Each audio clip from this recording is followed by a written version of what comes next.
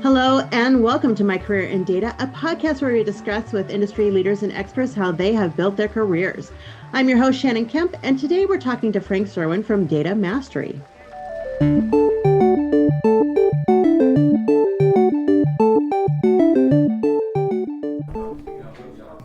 With a robust catalog of courses offered on demand and industry-leading live online sessions throughout the year, the DATAVERSITY Training Center is your launchpad for career success. Browse the complete catalog at training.dataversity.net and use code DVTalks for 20% off your purchase. Hello and welcome. My name is Shannon Kemp and I'm the Chief Digital Officer at DATAVERSITY. And this is My Career in Data, a DATAVERSITY Talks podcast dedicated to learning from those who have careers in data management, to understand how they got there and to talk with people who help make those careers a little bit easier. To keep up to date in the latest in data management education, go to dataversity.net/subscribe. Today, we are joined by Frank Cerwin, the Managing Principal at Data Mastery. And normally this is where a podcast host would read a short bio of the guest, but in this podcast, your bio is what we're here to talk about. Frank, hello and welcome. Hello, Shannon. Good to join you. I'm so excited. Thanks. I'm so excited to have you on the podcast. We've known each other for quite a while. Initially, I think we met at one of our Enterprise Data World conferences many moons ago. Not too many, because then that would make us older, but which we're not. But huh? Speak for yourself. But so tell me, okay, so you're the managing principal at Data Mastery. So what type of business is Data Mastery? What is it you do? Well, we provide consultative advice and education in the area of master data, specifically around customer, product, service, employee, asset, basically all the main subject areas of master data. Very hot thing right now, master data management. Yes, it has been. It's been a good career with just basically specializing in that area. I love it. So tell me what is it you do? So you're the managing principal. So you're the primary consultant, right, of the company, right? The only owner founder. Yeah, primary and only. So tell me, what's your typical week work like? Or when you're engaging with clients? Well, I mean, typically it involves all sorts of data management disciplines. I mean, it's our data governance, data quality, data security, architecture, database management. I mean, basically, it kind of, when you're managing master data, it basically means that you got to bring in all these disciplines, because if you don't, you're not really managing master data. So, yeah.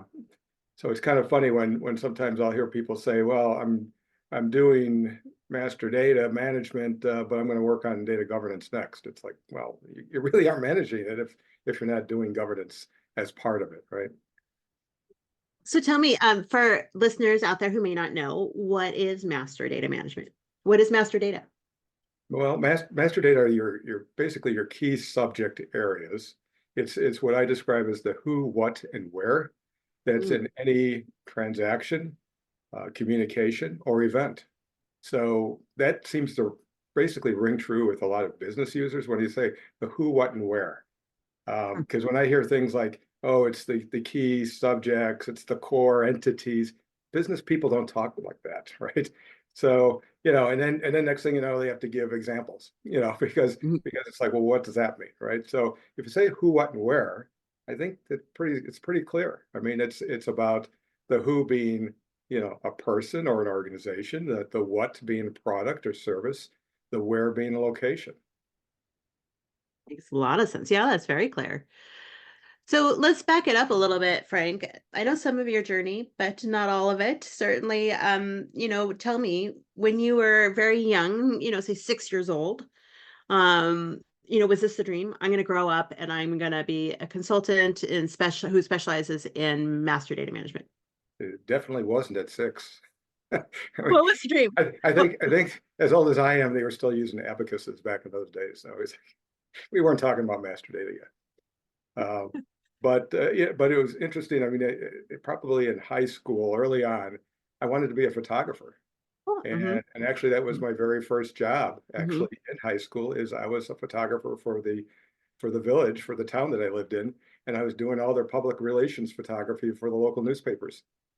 Oh, that's so great. Yeah, I was also the photographer for the school paper. So I had my own darkroom at home. So, I would do my own Wow. processing too. So I Yeah. really was into that. And I thought, well, maybe I'd go into that as a career. But then as later, over the years and too, I was still over the years. I mean, I was still like a sophomore, junior in high school. I was selling cameras. And Oh, the manager of the department I worked in was a retired professional photographer mhm. who convinced me that the type of photography I do around nature and that sort of thing really is a tough business to be in. And so he introduced me to the term starving artist, So that's what I decided. I really needed to find something else, keep it as a hobby. Hmm. So tell me then, where did you progress to? Where did you move on to from there? So senior year in high school, was in a math class, a calculus class, and we were starting to work with computers. I mean, you're talking early 70s. Yeah. So, the way we would program the computers, do remote job entry, was actually punched holes in a paper tape, not a punch card, a tape. This was a long ribbon of tape with holes Mm-hmm. in it that had the instructions encoded in those holes, right? And then they fed it through a remote job entry station to a computer over at the local college, to do any kind of processing. And that's how we started. So I thought, hey, this is pretty cool. I'd like to do that. And my senior year math teacher tried to dissuade me. Said, "Well, you're not real good at calculus. Maybe you should think of something else." I'm like, "No, this is what I want to do." So fortunately, I didn't listen to him. And Ah, actually, 2 days after I graduated high school, I started college. I'm a workaholic just by my very nature. So I didn't take a wow. break. All my friends thought I was nuts, but went Yeah. into my first data processing class, as we called it back then. Wow. And yeah, and so, did that. And basically, when I graduated college, I was able to program in 8 mainframe languages.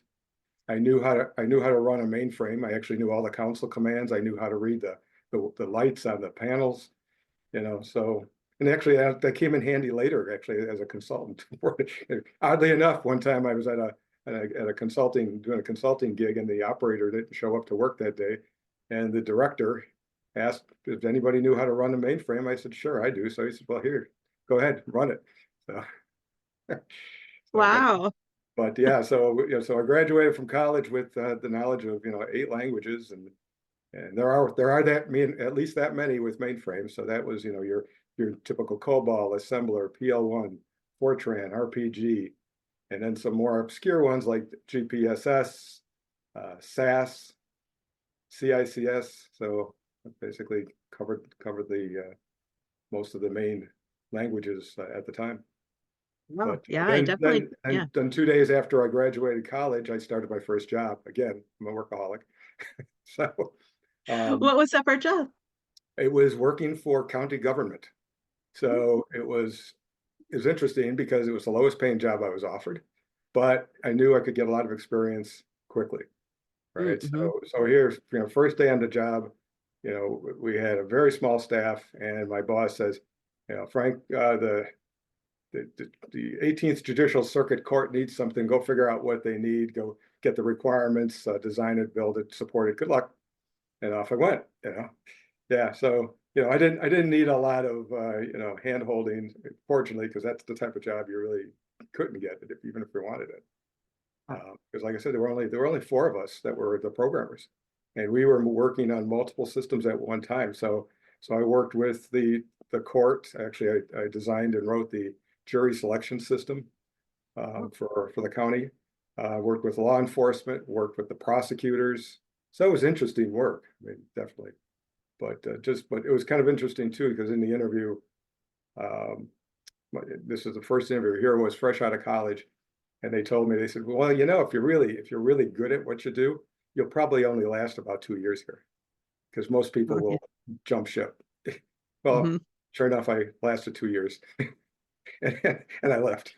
So then I went into my first consulting job, and again, pretty much on my own, where worked at a university on their payroll system, and then went to a trade union and developed their medical benefits system.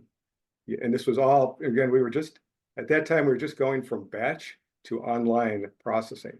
And since I was kind of like the CICS guru, as they were calling me, I was doing a lot of that, getting people to transform from, running batch and designing batch systems to an online system where they were using terminals, for the first time. And then they actually sent me out to a steel mill. So I did a computer simulation of a steel mill in Indiana. So again, it was quite a variety of different things that got involved in there. But then I actually went and said, okay, consulting, I'm done with that, and went to go work for Allstate Insurance. And and some of what I was doing at Allstate was actually in their telecom group. So this was data and voice communications, and doing some really, bleeding edge work. And they had some of the smartest people I've ever known, working there. And so we developed one of the first full motion video conferencing systems in the world. There were only 3 companies in the world doing full motion video conferencing back, in the day of 1981. And we had a transponder on a satellite. We had 2 Earth stations, one in Northbrook, Illinois, one in Menlo Park, California, at the Allstate Research Center. And I would basically design the system, and it was large equipment, very large equipment, but fully automated it, and it was full motion. Compared to a lot of the systems at the time, video conferencing systems were just snapshots. So you'd just see little snapshots coming up once in a while. So that was pretty cool. And then I worked on a asset management system for network equipment that basically had integrated configuration, change, and problem management built into it. And actually it became, Allstate sold it actually, and it still exists today. It's called Netman. And there was 2 of us that actually did all the initial work on it. And we also had developed a data visualization system, which actually this was 1982, and we were doing graphics on a mainframe, which a lot of other companies would come to see our network control center, and their jaws would just hit the floor because they said, you can do this on a mainframe? It's like, yeah, well, all you have to do is learn how to program a dumb terminal. And they're going, you can program a dumb terminal? It's like, they're not that dumb. So you can send commands to a dumb terminal and it'll understand them. So it's, people didn't know that, but so it was really, very, very bleeding edge type of technology that we were working on. But then my old boss from the insurance group kind of would call me every month, try to convince me to come to work for him. Finally, he used the right bait, and asked me, well, what are you looking for? I said, well, I'm looking for management. He goes, well, you're a great programmer. Why would you want to be a manager? I said, well, that's my degree's in management, one of my degrees. And he's like, well, gee, a manager, somebody who knows management and IT. So then he said, sure, I need a manager. So brought me over, and that was part of the financial services group of Allstate, which then at the time, Sears, who started Allstate, so Sears owned Allstate Insurance, but Sears also owned Coldwell Banker and Dean Witter. So, which a lot of people didn't realize that, at the time. They basically divested themselves of it later. But so they decided, okay, we're going to take all the financial groups of Allstate, which was a large savings and loan in California, 110 branches only in California, and the loan company that Allstate owned, and the mortgage company that Allstate owned. And they said, now we're going to move you over to Dean Witter, all internal transfer, and create this new consumer banking division. And we're going to launch this new thing we're going to call Discover Card.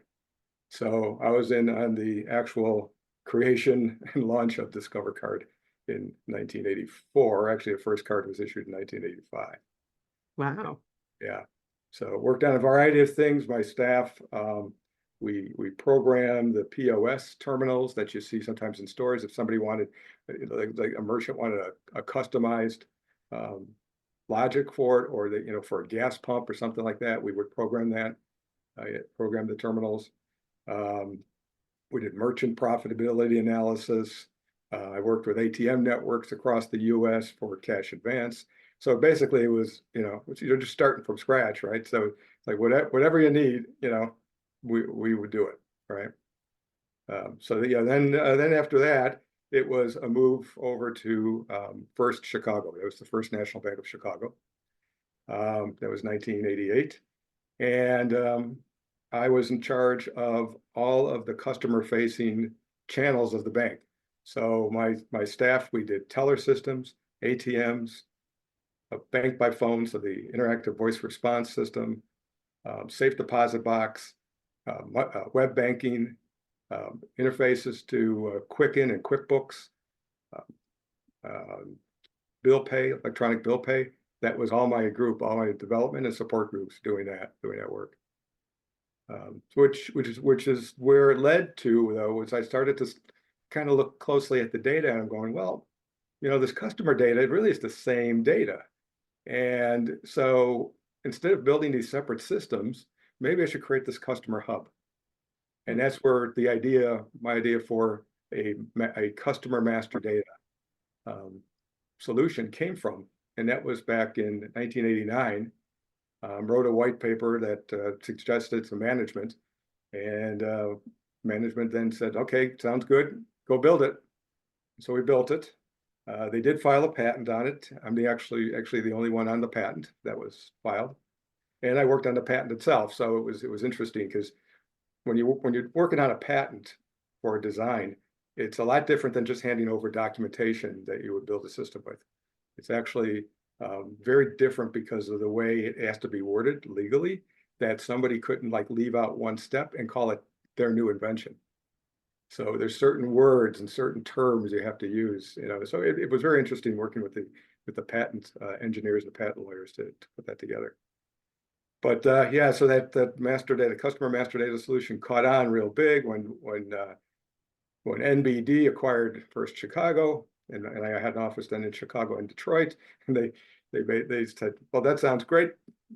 Put us on this too, add us to this, which did. And then Bank One acquired First Chicago NBD. I then had an office in Columbus, Ohio, and Detroit and Chicago, bounced around between the three cities. Wow. They said this was great. Integrate our customers onto this too. So now basically you had the combined bank, the retail side initially, but then commercial side of the bank said, we want to be part of that too. So then we integrated the commercial side of the bank onto it too. So then then JP Morgan Chase acquired Bank One in 2005. And so this solution still exists. I mean, it's still out there. Not sure how much they've changed since then, but yeah, that was my getting my foot in the door around master data. And I mean, this was years before a lot of these commercial off the shelf systems were even available. I mean, a lot of those companies didn't exist until 1992, 93, that the first ones even existed. And here we had an omni-channel customer master data solution that was rolled out by 1991 with full integration across all those channels I mentioned and call center. Amazing. And then they gave me some responsibilities too for customer analytics. So I also was in charge of that as part of Bank One. But yeah, then I moved on and onto something completely different at McDonald's. Different type of company, but they wanted to have a master data solutions as well. So able to launch, customer master data and product and location master data solutions there. But they also had me in charge of database administration, data integration, data architecture, which actually I had that responsibility even at the bank where there was a point in time where I had 85 database administrators working for me. That's a lot of DBAs. And that was only That's a lot, yeah. That was only 3 business lines. That was only treasury services, commercial banking, and worldwide securities. Wow. And 5 data architects. So I had 90 people as part of that group. Yeah. But and then at McDonald's, like I said, I had all those responsibilities. And then about 6 years ago, I decided, I'm coming towards the end of my career. I really wanted to do some consulting on my own. And so that's when I decided to strike out on my own. And fortunately, with the network that I built over the years, again, now I'm approaching 47 years in this business, Shannon. So, Wow. so that's quite a while. Yeah. And yeah, and so it struck out on my own. And with the network I built, actually, I never had to market. My clients came to me. So I've been very fortunate. I Well, can this say took fortunate, but I guess it was, just the work I've done on all the previous years, the previous 41 years, that they knew me. Yeah. yeah. And I met you when you were working at McDonald's. Yeah. Yeah. Which actually was when I started there in 2010. So it wasn't that long ago. Compared to my career, it wasn't that Fair long. enough. Yeah.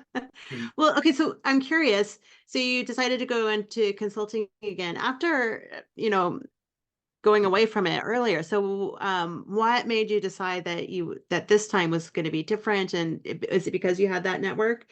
Um, Yeah, I mean, that's why I decided to strike out on my own for it, because the first time I worked for a company. mhm, Well, I was mhm, only a couple of years out of college, actually. mhm, Um, but yeah, so I liked consulting. I mean, it's not for everybody. I mean, I know mhm, some people, like to build that strong relationship with the people they work with and keep that over the years. Well, consulting, you may be there, a few weeks, a few months, maybe a couple of years, and then you're off to something else, and you may never see these people again. Because sometimes people even ask me, well, did that bother you? And it's like, not really. I mean, I like the variety. I guess I was always looking for something new and mhm. exciting. I had such a passion for this. To me, it was more the work versus the people, Sure. Yeah. Yeah. Well, and I love that. I love that your first job, you took the one that was going to give you the best opportunity versus the biggest salary. I think that's so smart, and I think that so many, in myself included, look at the dollar value first. But that's not strategically necessarily always the right thing to do. So I'm really impressed that you did that the first, out of the gate. Yeah, and I was quite lucky that the consulting firm I found as my second job said, Yeah. well, we don't just apply that, to add 10% to what you made before, because they said you were grossly underpaid. I said, glad you realized that. And so rather than 10%, they gave me 50% more.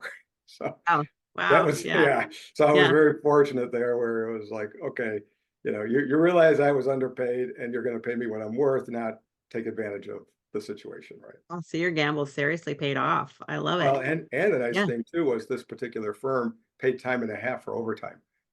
Oh, yeah. Yeah, you don't see that much anymore, I mean, or at all, where Yeah. time and a half for overtime, because what they found was that some of these companies would burn out their consultants, because even if they were paying straight time, they said, okay, fine, we'll get what we need sooner.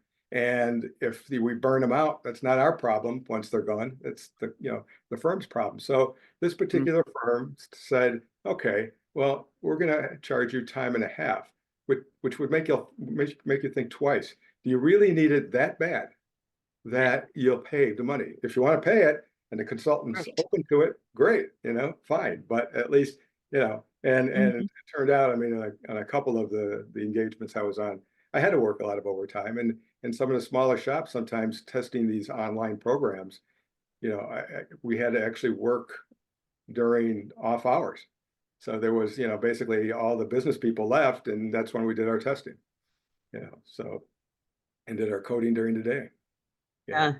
Yeah. But it was Well, interesting in one where I mentioned the trade union work that I did, trade union engagement. The actual IT people that were programmers and operators for this union were actually unionized. So yeah. So I don't know if too many people who've ever worked with unionized IT, but they were union. But because they weren't yeah. carpenters, this was carpenters union. They Yeah. weren't carpenters, so they couldn't be carpenters union employees. But unionized IT are members of the clerical union, so they're still all part of the ACL, CIU, but they're clerical, but they were part of the clerical union, at least at that time. Yeah, yeah, and because I Very was interesting. actually changing systems from batch to online, and now these claims processing people, business people were basically, it was kind of changing their role. Oh, I got to use a terminal now. Actually, Yeah. I had to help go into union renegotiations for them, because now that was changing their job title, their job responsibility. So it's like, okay, not only did I have to write a system, I also had to work with the union and, helping them understand what the new responsibilities were so they could draw up a new contract with these union workers. Yeah, Wow. yeah, it was kind of cool. That is cool. Visit dataversity.net and expand your knowledge with thousands of articles and blogs written by industry experts, plus free live and on-demand webinars covering the complete data management spectrum. While you're there, subscribe to the weekly newsletter so you'll never miss a beat. And I love how through most of your career, you really just, you were an innovator and building these really cool things. Was it is it just something that came naturally? Was it curiosity? Is it just, I have this skill that I can make anything happen with this mainframe? Is it, where did that innovation come from? Yeah, I think, I mean, having experience with, 8 different mainframe languages when I first got out of school, and so I understand conceptually what's possible, right? When I hear somebody say, well, that can't be done. And to me, what it means to me is, no, you can't do it. Doesn't mean it can't be done, right? And actually I've had some, very intelligent people tell me it can't be done. And then they said, so what are you going to do? And I go, I'm just going to find somebody who can. And I usually would go out and be able to find it. Like, I had one time where I was told by somebody at IBM that it couldn't be done. And it's like, okay. So then I found a former engineer that worked for IBM who designed this particular system. And I said, here's what I want to do. He's like, okay, well, it's never been done, but I think I could pull it off. I said, great, let's do it. So yeah. So I guess, Oh, I've always been involved in design. I mean, even as a hobby, I do woodworking. I design things and build it.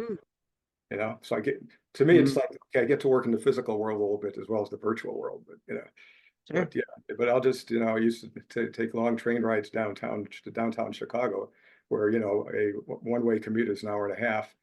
But when you're on the Yeah. train, you could read, you could sit there, and I just would sketch out designs and then I would build it, when I had time. So, Yeah. Ah, yeah. that's very cool. So Frank, then tell me, what has been your biggest lesson so far in your career?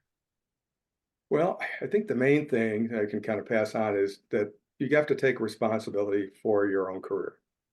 Don't expect your management to do it. Don't expect your company to do it.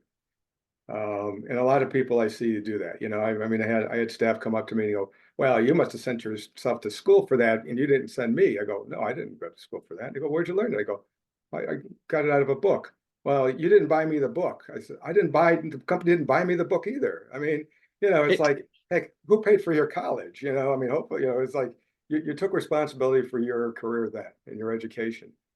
So hey, folks, to keep that same mindset and continue to learn on your own, invest in your own future, right? And look and think beyond even the technology. I mean, after a while, when I was in management, I wasn't reading technology books anymore. I was reading psychology books and marketing books, because yeah. you're always in marketing. You're always trying to sell something. You're selling an idea. You're selling a new concept, right? You're trying to sell management on buying a new tool, but you're selling. And so I really would advise people to go out and start reading marketing material, reading how to brand something, right? I mean, sometimes, that was like some of the success I had with the master data management program is I branded the MDM solution. I gave it a name, right? And we Yeah. called it Starbase, and everybody, wow, that sounds pretty cool. And then I had shirts made up for the staff, where I had these denim shirts Mm-hmm. with a logo that I designed, and Yeah. suddenly everybody else that wasn't on the team wanted to be part of the team. They're gonna like, Oh we yeah. don't like shirts like that. Yeah. So it really kind of gave them some kind of identity, and gave the Mm-hmm. system an identity. Mm-hmm. So it Yeah. was, People excited about it. Yeah. yeah, and things that have an identity, companies hate to kill it.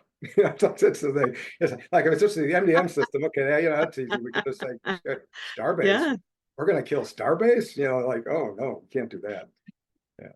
I love that. That's really good advice. We hear a lot, or I've heard a lot in the podcast, to keep learning, it's really as a good lesson, just keep learning, which is part of the advice that you gave there. But I also love that, take charge of your career because it's very true. Yeah, right. So to not wait for somebody else to do it for you. Yeah. Yeah, Yeah. yeah. So, Yeah, and I'd say always look to the future because a lot of what you're doing now actually mhm, will evolve to the future. I mean, look at where video conferencing went. Look where we're on now, right? Now we're doing it off right. of a laptop. But back in 1981, I was doing it on very large equipment with the Yeah. Aquastar projector and Yeah. oil that had to heat up for 45 minutes and spread across a platen. And I mean, it worked, but Yeah. that was kind of like it evolved. That's where the future was coming from the past. I mean, Oh, artificial intelligence is no different. I hear everybody was oh yeah. like AI is new. I mean, the term It's not. AI Yeah. was coined in 1956, Right. right? So, Right. it had a few what they called AI winters in between, where things slowed down. But sometimes some things just have to come together, like like hardware, like well with AI. I mean, when AI really launched AI was the cloud, number one. So now you had storage, right? You had big data, and Mhm. you'd be able to store it, and the introduction of the graphical processor unit, the GPUs that people found that they were invented for gaming machines. But that's what you needed, to do a lot of what you needed was the algorithms, right, Mhm. and the hardware, Mhm. to for this to all come together. Well, speaking of looking into the future, I mean, that's a great segue to just, ask, do you see the importance of data management and the number of jobs working with data increasing or decreasing over the next 10 years and why? Yeah, I think certain jobs will increase, some will decrease. And I mean, when you look at, and even I think one of the questions I know that you had on out there was data, like what is data? And it's so hard to define. I mean, I guess because of all of the variety of things I worked on over the course of 47 years, I always had trouble with, like terms like structured data, unstructured data. I said, Nothing is unstructured. It's a different structure, but it's not unstructured." So, I mean, I worked with audio, right, with interactive voice response back, in the 80s. I worked with, the images when I did basically the mainframe data visualization solutions, back in the 80s. And Mhm. so I saw the structure, right? And Mhm. so, I guess I always had an issue with people saying, "Oh, it's unstructured data. So it's just a big blob." I was like, no, it never was. You just have to look closer. It's different. It's not rows and columns, but Right. it's different, So I'd say from that standpoint, if people kind of open their minds to that, that data data is anything like that, right? It's text, it's images, it's audio, it's an attribute with a value too, which is what everybody automatically thinks of data as, and to say look at it and say, okay, there's lots of opportunities there. Artificial intelligence, I think, is going to take some of that where it can do some of the analysis and look for patterns because it's very good at pattern recognition. Uh, which is a lot of the analytics I worked on early on was pattern recognition. It's funny when I'm reading a lot now, and I'm going, oh yeah, we did that. Like when I had to investigate debit card fraud, of some individuals, what did I look for? The patterns, you know, to to Right. find Yeah. to find a culprit, of who's Right. pulling it off. So, Yeah. and so basically now it's just automated. So like I said, a lot of what you can see going, in the future, you can look at the present and kind of extrapolate that and say this is where it's going forward. Yeah. So I think the jobs will be different. Some of them will change, you Mhm. know, because some of them can be automated, but there's going to be a lot of new opportunities. As long as people have the aptitude for that, that's the thing too. It's like it doesn't mean that somebody can easily switch jobs, but build up that aptitude so you're ready for it. You know, that's even, I mean, I was in transition one time too, and I've always thought you kind of, if you had your eyes open, a lot of times you see it coming, right? You, Mhm.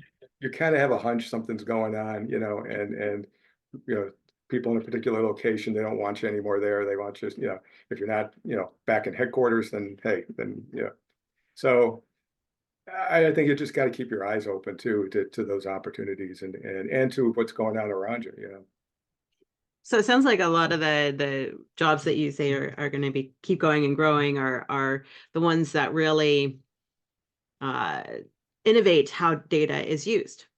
Yeah, and data quality. I mean, data Hmm. quality is a tough one. Is business. I think business a lot of times thinks, well, the data we have is good enough, Hmm. and and that's probably true for the business purpose they're using it for today.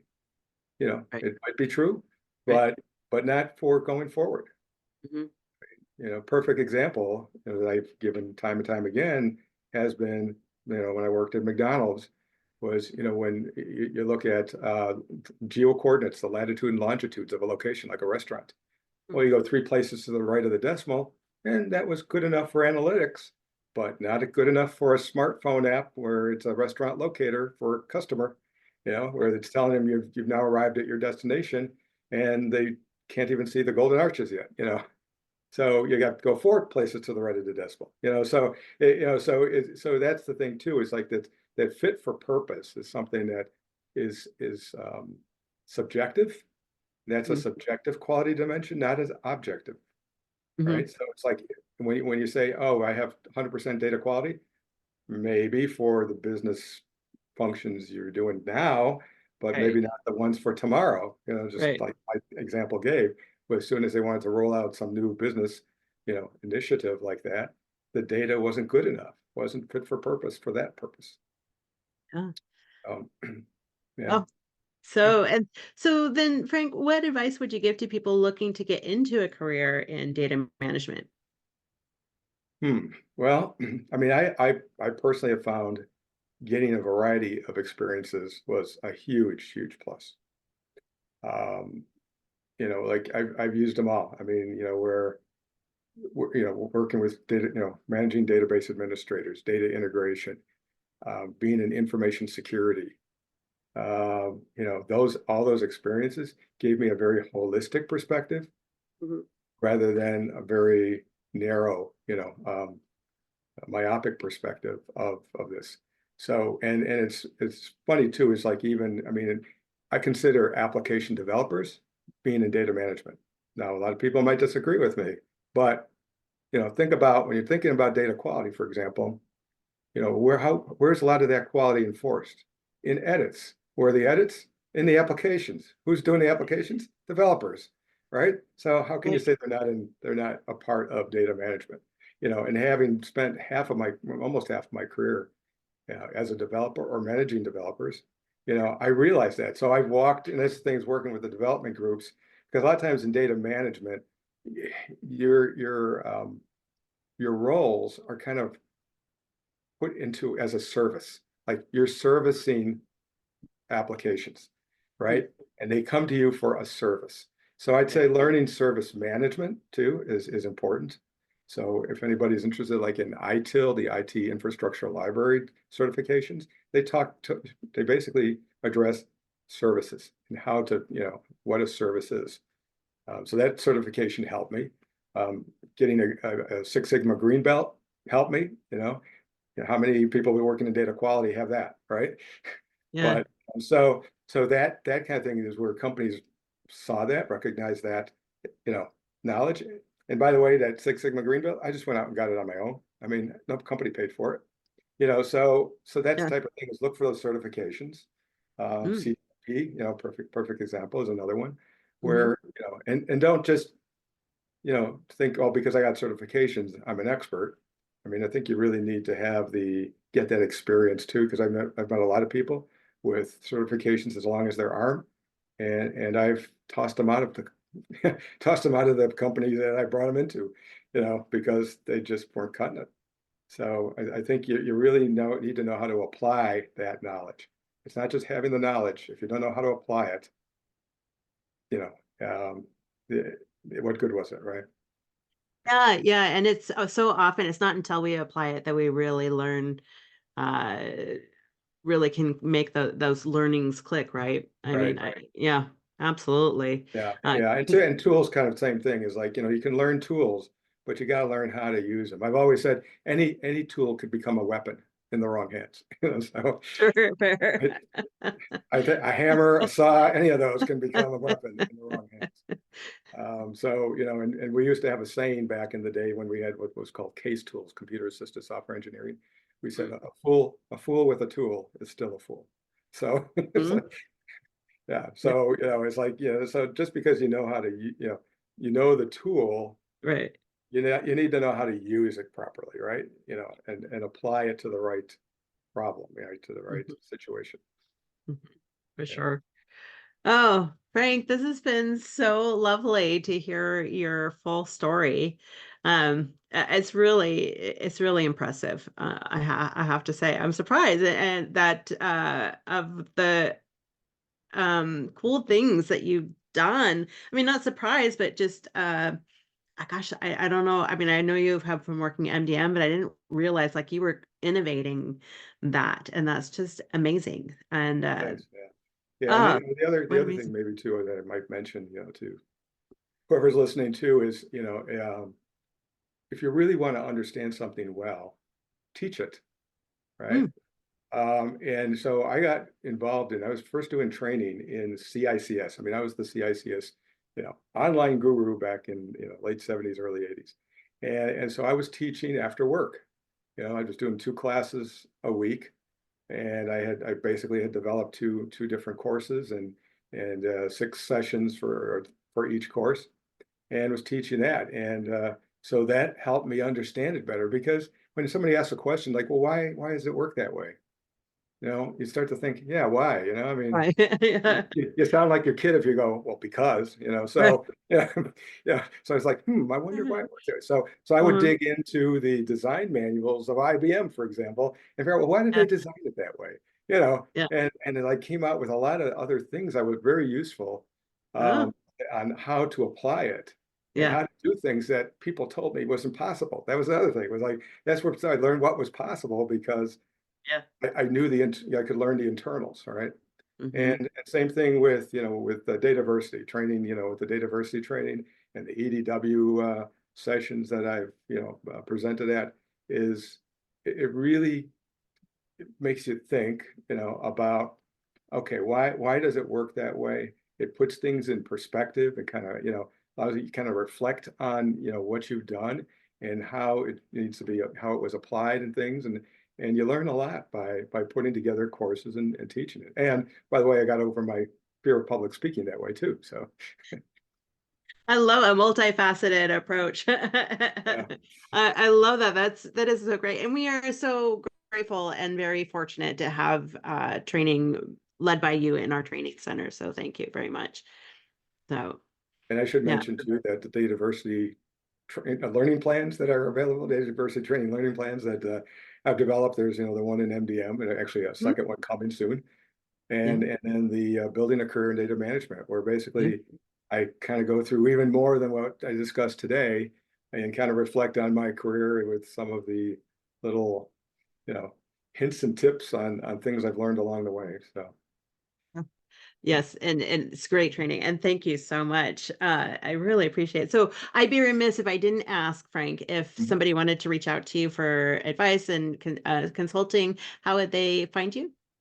They can contact me at my URL for business at frank.cerwin at datamasteryinc, it's inc.com. And I'm happy to help. I mean, having been for a short time, unfortunately, in transition myself, I learned a lot, including marketing. That's the other thing too, was that kind of even when you're in transition, you're marketing, right? You're marketing yourself. You're the Hmm. product. And I met a lot of IT people, and I've done mentoring. I've kind of paid it forward and helped a lot of these networking groups that I was part of, have sent IT people my way to help them, look over their resumes, give them, some suggestions. And a lot of people say, well, I'm in IT, I don't do marketing. I go, well, the good news is you only have to make one sale. So, you won't have an annual quota, because if you have an annual quota, that's a problem I can't help you with. But that's the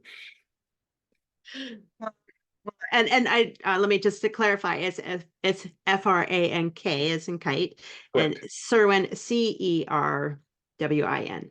That is correct. Right. Yep. Yep. Yes. Perfect. Oh, well, Frank, it's been such a pleasure and so much fun chatting. Thank you so much for taking the Oh, you're time to welcome. chat with us Welcome. today. This was very enjoyable. Appreciate it. Oh, and to all of our listeners out there, if you'd like to keep up to date in the latest podcast and in the latest in data management education, you can go to dataversity.net/subscribe. Until next time, stay curious, everyone. Thank you for listening to DATAVERSITY Talks, a podcast brought to you by DATAVERSITY. Subscribe to our newsletter for podcast updates and information about our free educational webinars at dataversity.net/subscribe.